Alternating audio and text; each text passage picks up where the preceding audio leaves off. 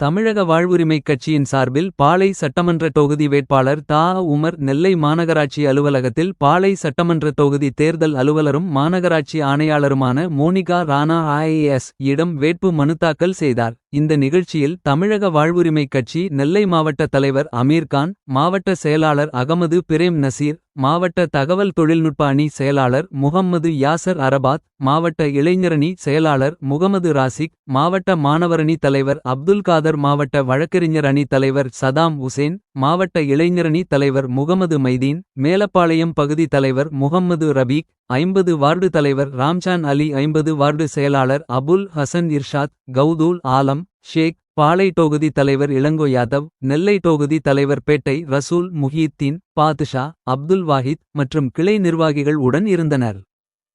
Taha Umar எனும் நான் தமிழ்நாடு சட்டமன்ற பேரவையில் உள்ள இடம் ஒன்றை நிரப்புவதற்கு வேட்பாளராக நியமிக்கப்பட்டுள்ளதால் சட்ட விதிகளுக்கிணங்க நிறுவப்பட்டுள்ள இந்திய அரசியலமைப்பின்பால் உண்மையான நம்பிக்கையும் கட்டுப்பாடும் கொண்டிருப்பேன் என்றும் இந்திய நாட்டின் முதல் ஆட்சியமையும் ஒருமைப்பாட்டையும் நிலைநிறுத்துவேன் என்றும் உளமாற உறுதி கூறுகிறேன்.